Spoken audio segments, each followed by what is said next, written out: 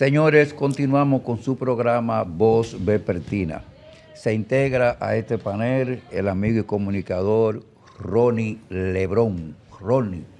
Un fuerte abrazo, gracias a todos por el privilegio de su sintonía en este maravilloso lunes, principio de semana. Lunes cimarrón. Donde particularmente una semana cargada de informaciones. Hoy en día el presidente Abinader está afuera, agotando una dilatada agenda internacional. Esto es importante a propósito de que en su alocución ante las Naciones Unidas me imagino que abordará el tema que nos compete, que nos tiene en un estado de preocupación, como es el tema haitiano, que considero que tiene que ser prioridad no solamente para el país, sino para toda la región. Y la unidad de los pueblos, que siempre se ha utilizado como un vocablo para lemas, pero las medidas no terminan de llegar, quizás porque no es un país europeo, pero está generando una ola de inconformidad y disgusto a propósito de los escándalos que se están sucediendo en toda la región del Caribe, así como también en el propio Estados Unidos, sin ánimos de entrar en un discurso xenófobo. Hay que hacer algo. Bueno, don Otilio, ¿qué tenemos? Gracias, Ronnie. Señores, hoy tenemos el grato placer de tener al doctor Eris Hernández Machado, coordinador general de Participación Ciudadana. Sí, cómo no. Ante todo, gracias por la invitación y encantado de estar en un programa que por las veces que lo he visto y los minutos que tengo aquí, se caracteriza por dinámico y muy expositivo en sus ideas. Gracias. Eric, vamos a empezar con una pregunta ligera. Sí, claro.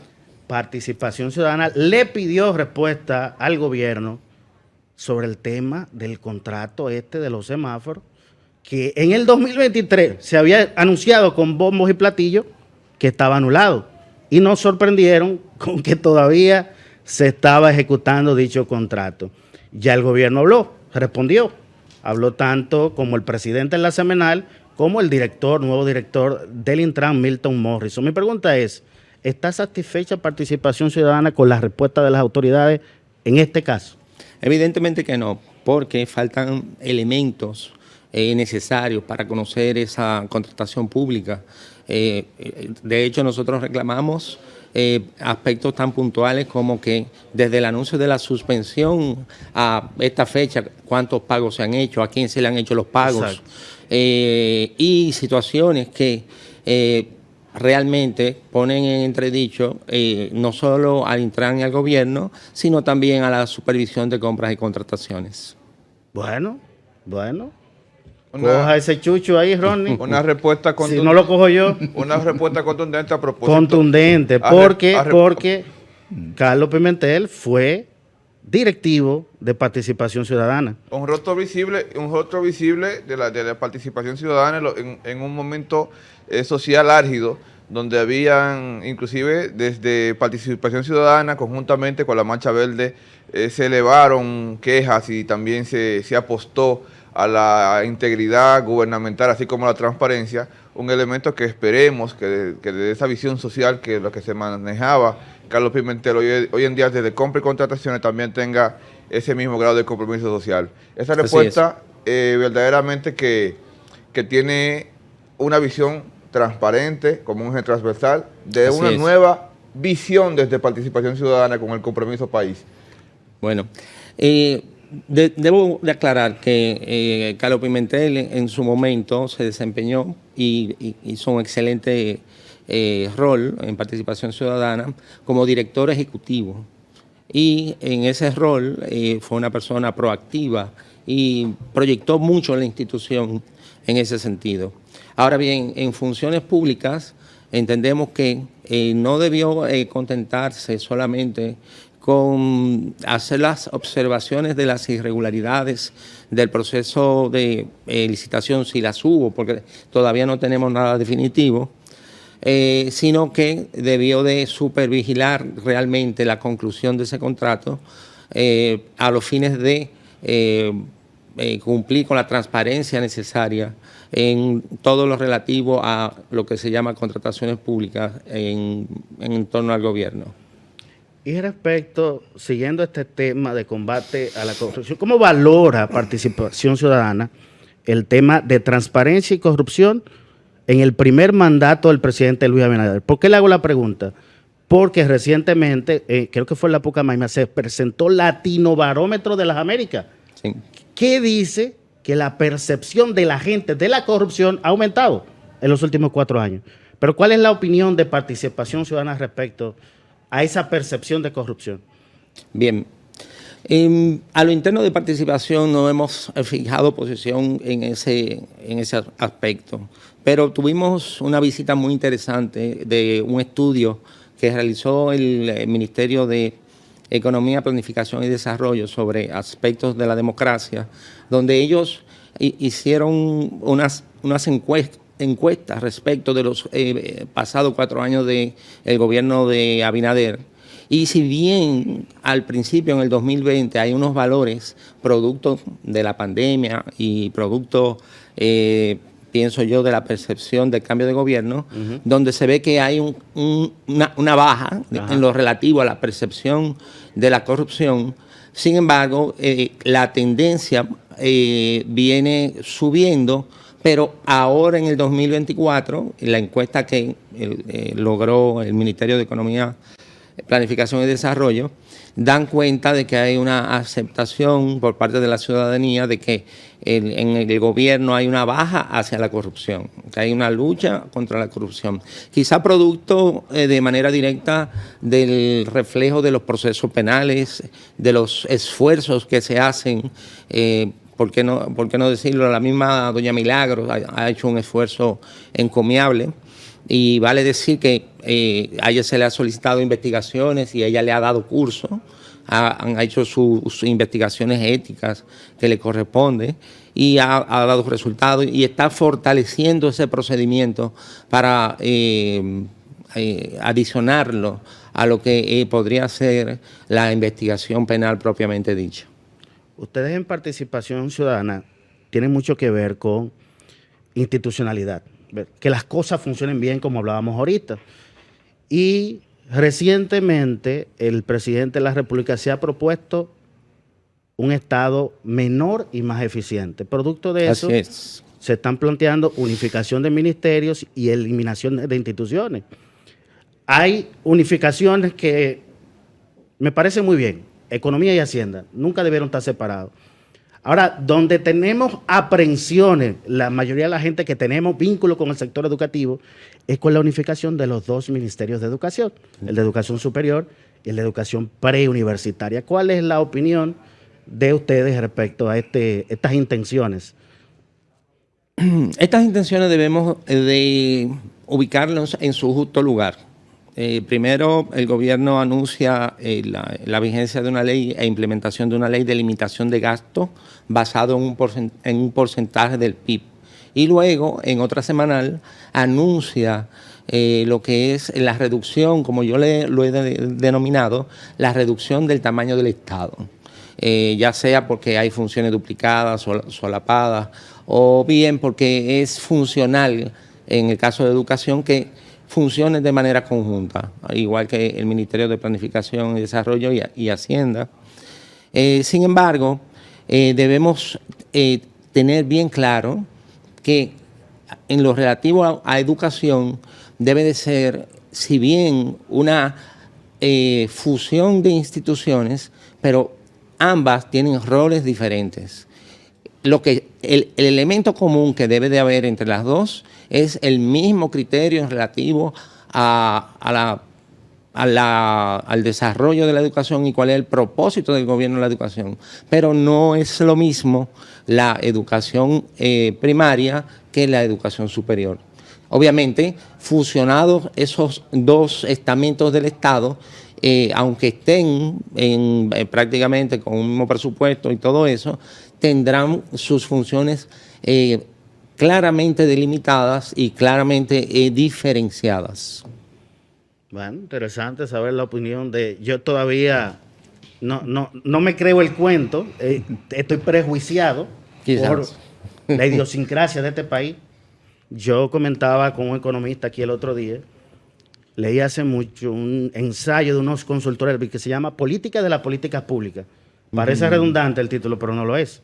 Y ellos te explican ahí que hay cosas que te funcionan en otros países, como tener un solo Ministerio de Educación, pero cuando tú vienes a aplicar eso a un país que tiene su propia idiosincrasia, te puede fracasar la política pública. Sí. Pero bueno, hay otro aspecto sobre eso, y perdónenme que me esté cogiendo la entrevista, No, lo no, veo tímido. Más rápido. Pero más rápido. hay algo que a mí no me Dale, gustó. dale.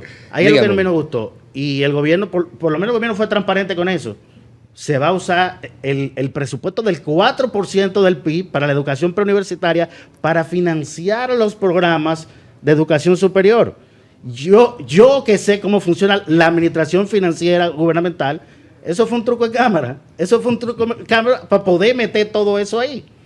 Un gobierno que en los 2 últimos años, el pasado y el antepasado, ha intentado quitarle dinero al Ministerio de Educación. Y yo creo que Pero- hasta ustedes se opusieron pero eso- y tuvieron que echar Sí. para atrás eso. Yo recuerdo, escúchame Ronnie, el director de presupuesto, cuando lo enfrentaron con el tema, él dijo, no se preocupen, a educación le sobran 8.000 millones y solo le estamos quitando 4.000. Lo que sucede, Hernán, a propósito del tema es que la política pública que se ha estado utilizando para el tema de educación, recuérdate que posterior al ascenso del presidente Abinader, se cambió la forma en la que se implementaba la política económica del ministerio. ¿Qué pasa? Han reducido la cantidad de construcciones de escuelas y tú sabes A eso iba yo. No, Perdón, pero Dele, este programa es suyo. No, Dele, siga, dele. siga, No, termina la idea. entonces, ¿qué pasa? Cuando se ejecutan los presupuestos, si ese dinero te está sobrando, a nadie le gusta devolverlo a propósito de que para el próximo año, para la próxima visión presupuestaria, entonces te lo limitan. Yo considero, La pregunta es, ¿faltan escuelas? ¿Falta personal? ¿Falta capacitación de maestros? Mira, o sea, mira. una subejecución no quiere decir que no haya necesidades incumplidas. Hernán, Lo que tú tienes que buscar la manera de tú ejecutar con eficiencia ese dinero. Hernán, mira qué es lo que pasa. Yo considero que aquí lo que se debe de implementar es una política pública en lo interno de educación que vaya en mejoría de la calidad educativa. Porque no es el marco económico que va a plantear la eficiencia en materias como la matemática, la lectoescritura, que el informe PISA siempre nos da negativo cada vez que lo hacen. Yo considero que aquí lo que hay que reeducar a los que educan para poder tener un currículum educativo más fortalecido con materias que se adapten a los tiempos modernos, porque hay cosas que quedan en la obsolescencia. Bien, Bueno, pasemos la entrevista. debemos de recordar que Participación Ciudadana junto a Marcha Verde fue de los que las instituciones que luchó por Claro. verdad que se cumplieran con el 4% en base dedicado a la educación. Sin embargo, en pasados gobiernos vimos cómo esos recursos se desvirtuaron dirigiéndose a un área exclusivamente de construcción de escuelas. Lo que entendemos es que, si bien es preocupante que las dos instituciones ahora se manejen con el 4%, pero lo que debemos de estar vigilantes es que ese 4% sea usado exclusivamente en educación y en capacitación de los profesores.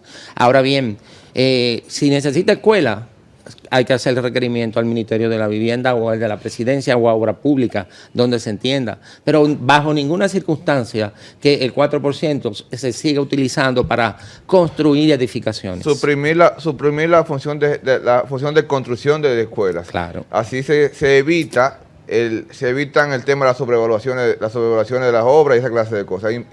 Esta propuesta me No, no parece se interesante. evita eso, pero Perdón, el ministro se concentra en lo que tiene que concentrarse, En educación. que es la educación. Suprimir la construcción de esa escuela es un arma de doble filo, porque donde haga falta En hay que construir. en virtud del Ministerio de Educación. yo hablo- Perdón, Participación Ciudadana, doctor, nos ha acostumbrado a nosotros a tomar acciones, o a tomar acciones no, sino a tomar decisiones, no encuentro la palabra correcta, cuando hay temas tan profundos como lo que hay ahora. Por ejemplo, está la ley del DNI, que yo no he visto de ustedes, eso, y también nos estamos buscando una reforma constitucional donde queremos bajar la cantidad de diputados que son electos por el pueblo, pero queremos aumentar a 20 los que son nacionales. Vamos a decir que también son electos por el pueblo, pero como muy directos. Sí. Bueno, me permite aclarar. Aclare, yo no aclare, he dicho que aclare. no se construyan escuelas. Yo digo que debe de hacerlo el ministerio correspondiente, Claro. vivienda u obra pública, Exacto. ¿verdad? Sí. La ley del DNI. Nosotros nos pronunciamos inicialmente y fue una posición institucional. La preocupación de ciertos articulados en la redacción de la ley original o la ley que está vigente todavía, que en vez de decir que necesitaba la autorización de un juez, decía que se garantizaban los derechos fundamentales previstos en la Constitución. Tuvimos la oportunidad de trabajar con una comisión creada por la Comisión de Diarios, Dominicana de Diarios, y se llegó a una mejora sustancial de esos artículos que no estaba garantizada la autorización judicial previa para cualquier actuación de la DNI. La mejora también se insertaron unas definiciones sumamente importantes y unos principios también que no lo tenía la ley, que dan como un marco de acción a la nueva Dirección General de Inteligencia. La ley es positiva en el sentido de que organiza toda una institución, le crea una estructura o reconoce la existencia de la estructura. Cuando La ley debemos, que se va a someter ahora a los cambios, ¿verdad? la sugerencia hecha por nosotros y que ya incluso el Poder Ejecutivo lo llevó al Congreso. Sí. Quería hacer la salvedad que la ley anterior apenas tenía 8 artículos y en nada se refería a la organización interna, a la protección del personal, a la carrera de ese personal, a las auditorías necesarias, al debido secreto profesional y muchas cosas que esta ley sí tiene. Con la reforma constitucional tampoco he visto a participación ciudadana tomando acciones. Tuvimos un pronunciamiento oficial. Sí estamos contestes, aprobamos las recomendaciones del Poder Ejecutivo para modificar la Constitución con ciertas observaciones. Por De ejemplo, manera tradicional, Participación Ciudadana apoya las elecciones cada 2 años. Entiende que la decisión que se tomó en 1994 era propia para evitar el arrastre entre las elecciones del Ejecutivo y el Congreso y las municipales. Está de acuerdo con la reducción de los diputados, está de acuerdo con la no reelección y el mecanismo. Y así no hay mayores observaciones que no sean el tema de la elección, de la unificación de las elecciones. Usted sabe que en una entrevista que le hicieron al director de Finjo, Servio Tulio. sí, él dijo que había que revisar también los diputados al Parlacén. No sé si usted está en esa misma tesitura también de que se pueden verificar los diputados del Parlacén. No tuvimos pronunciamiento con motivo de la reforma constitucional, pero sí es una posición nuestra sobre la observación de la mayor productividad que se necesita en relación a los diputados del Parlacén. Yo quizás voy tengo mi criterio medio comprometido porque fui asesor honorífico del Parlacén en 1918 y tuve En el 2018. en el 2018, perdón, sí. Y tuve la oportunidad de ver el funcionamiento del Parlamento en todo lo relativo a la supervigilancia de los tratados que con los países de Centroamérica se van gestando y que si eventualmente va en contra de los intereses de República Dominicana, República Dominicana tiene la presencia para hacer las observaciones. Y no solamente eso, que el Parlacén es uno de los elementos de la comunidad de Centroamérica, porque está la Corte Centroamericana, que cualquier conflicto en materia de comercio es a la Corte Centroamericana que va. Y así otras cosas. Y el mundo se mueve a la integración, eso no lo para nadie. Así Para es. mí el Palacén está bien. Así es. Muy bien. Ahora, yo quiero preguntarle, la posición de ustedes respecto al financiamiento de los partidos políticos. Porque yo particularmente, yo entiendo que la democracia cuesta. Y la democracia, querámoslo o no, se sustenta en los partidos políticos. ¿Cuál es la posición de Participación Ciudadana a los deseos de que algunos piensan que no debería financiarse con el presupuesto general del Estado? La posición interna, y con motivo de las elecciones lo dijimos, y se complementa con la modificación constitucional. Al mantener las elecciones separadas, debemos de afirmar necesariamente que la democracia cuesta.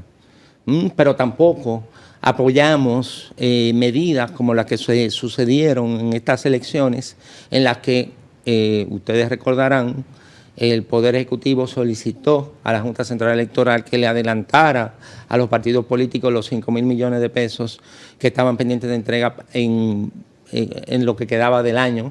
Tuvimos una nota de prensa de protesta en relación a que eso necesitaba un trámite constitucional que lamentablemente se estaba obviando, pero estamos conscientes de que el sistema de partido político necesariamente es un coste que hay que asumir siempre que contribuya a fortalecer la democracia. A propósito de este tema que vincula directamente a la Junta Central Electoral, yo desde esta tribuna aprovecho el escenario para hacer una pequeña petición. No para que parezca de forma coercitiva ante los derechos fundamentales de los ciudadanos, así como el libre derecho de elegir y ser elegido. La Junta Central Electoral, y algo que debiera de proponerse vía el Congreso Nacional, debería encapsular de cierta forma la posibilidad de cualquiera que por decisión o designación se le antoje crear un partido político, porque yo considero que la cantidad de organizaciones, movimientos y agrupaciones, así como partidos políticos en este país, es excesiva. Muchos andan en búsqueda de reconocimiento y lo que esto conlleva económicamente hablando. Deberían encapsularlo, que se vea la posibilidad durante 10 años de que las personas no tengan esa posibilidad o se adhieran a los partidos tradicionales. Porque yo considero, y no es una medida dictatorial, sino que tenemos demasiadas personas que nos representan en base a un concepto electoral las garantías, ¿verdad?, de un electorado que lo ve como una opción de poder para votarle. Aquí hay partidos que andan militando de toda la vida y no llegan a un 1% electoralmente hablando, pero se benefician de los privilegios de la democracia. ¿Usted no consideraría que esto sería una medida interesante para evitar el transfugismo y otras cosas de las que nos aquejan en nuestra democracia aún no perfecta? Bueno, eso no va a evitar el transfugismo. Realmente la propuesta suya conlleva necesariamente una modificación constitucional. Una modificación constitucional que va de manera directa con derechos fundamentales como principio de igualdad o principio de elegir o ser elegido. Eso sería un debate interesante, pero a nivel de asamblea revisora. Ni la Junta, ni el Congreso normal, ni el Poder Ejecutivo, nadie puede variar el sistema de partido político que no sea una asamblea revisora. De que es razonable, quizás veámonos en otro espejo. Tuve la oportunidad de ir a Argentina el año pasado y me asombró la cantidad de candidatos a la presidencia. ¿Cuántos? 17. ¿Por qué? Porque tienen partidos políticos por docenas. Entonces, eso obligó al sistema electoral de Argentina a crear unas elecciones primarias obligatorias, que es prácticamente una primera vuelta de esos 17 partidos políticos y los 2 que queden van a las elecciones finales. Entonces, sería interesante vernos en ese espejo, en el crecimiento de los partidos políticos y que eso puede llegar si a eso vamos hasta un número infinito. Pero si no se cuida. Pero en países como el de nosotros esto colabora y va directamente proporcional al parasitismo electoral. Porque hay muchísimas personas que buscan el reconocimiento único y exclusivamente para vincularse o adherirse a un partido que tenga mayor nivel de posibilidades y así construir mayoría. Eso le cuesta a la democracia. Hay que buscar una forma para eso. Así hay es. que buscarlo. Sin Dígame. miedo, Otilio. No, miedo. porque lo miré a usted. Con el caso de La Vega, aparentemente hay como... Yo estoy muy sorprendido con ese caso. Me gustó el Existiera un del... vacío legal. Hay como un vacío legal constitucional, porque antes de las elecciones del 2010 te decía que el presidente podía designarlo, pero en la Constitución del 2010 aparentemente eso no aparece. Usted que tiene un doctorado en ley constitucional, en derecho constitucional, orienten un poquito con ese ¿Cómo resolvemos ese caso problema? de La Vega. ¿Cómo lo podemos resolver? ¿Le damos para atrás al ministro de Deportes que renuncie y que vuelva a su alcaldía? ¿O se hacen elecciones en La Vega? Porque la Junta hasta ahora no ha dicho nada. No ha dicho nada. Bueno, debo de precisar. Aprovechar que hay una reforma de la Constitución, ¿verdad? Como para ver. Tengo que precisar que en primer orden, eso no ha habido un pronunciamiento oficial de parte de Participación Ciudadana. En todo caso, vamos a entrar en una disquisición o discusión entre amigos de la materia constitucional. Y yo debo de recordarles a ustedes la Constitución de 1966. La de Bosch, que el 26. No, la de Balaguer, perdón. Con la que yo estudié en la universidad. Uh-huh. Y esa Constitución, en el artículo 55, y si mal no recuerdo, 55.11, decía que una de las funciones del presidente o del Poder Ejecutivo era llenar las vacantes que se pudieran dar de los alcaldes, los regidores, etcétera, etcétera, o sea, la autoridad municipal. Sin embargo, la Constitución del 2010 no hizo acopio de esa facultad en el presidente de la República, lo que nos lleva, obviamente, al razonamiento jurídico, que lo que hay que es tomar de la mano las leyes municipales y ver cuál es y ver cuál es el mecanismo de sucesión en caso de que falten cada una. Yo entiendo que el tema de que haya nuevas elecciones no es necesario, que el mecanismo está y el mecanismo, conforme a la ley de municipios, termina en las manos del secretario. Un partido del de oposición, secretario general. Sí, un partido de oposición hoy hizo esa acotación. Sí, pero es aplicando la ley sobre municipios. Sí.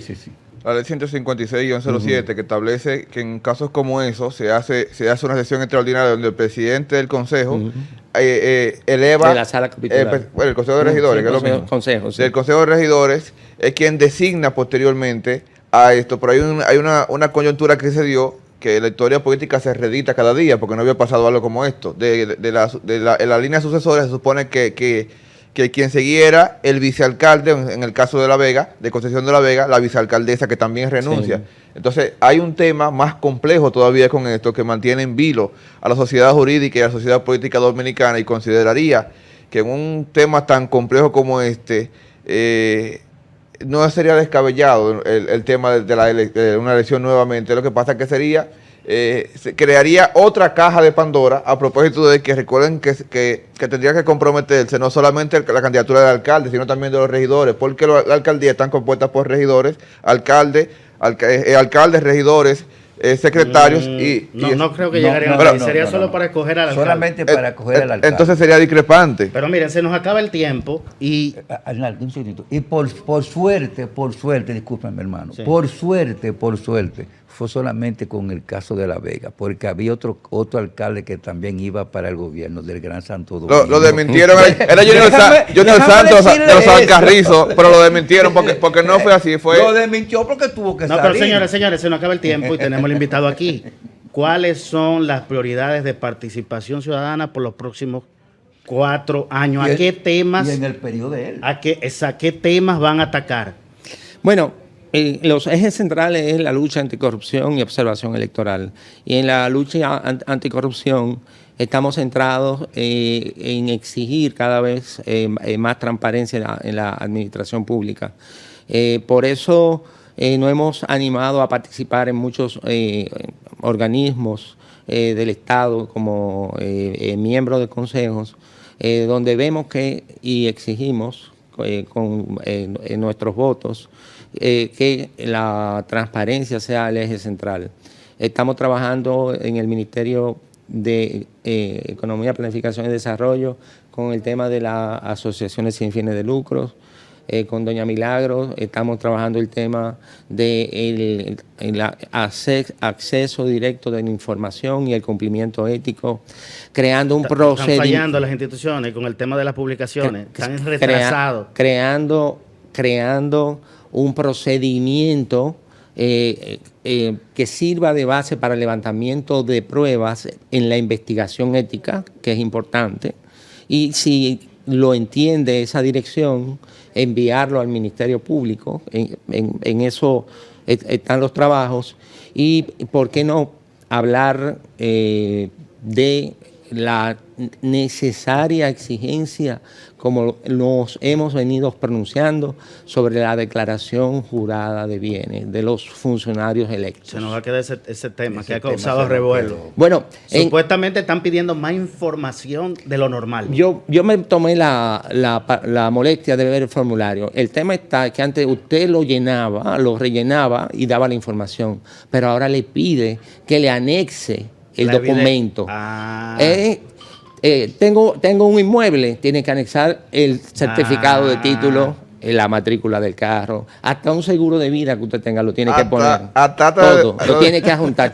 Y si no lo adjunta, el mismo formulario lo dice, no se archivará si no adjunta el documento. O sea, el formulario no se completa. Un honorable miembro de la Cámara de Diputados dijo una frase que me causó mucha risa. Dijo, en esta ocasión le estaban pidiendo uno hasta de defunción.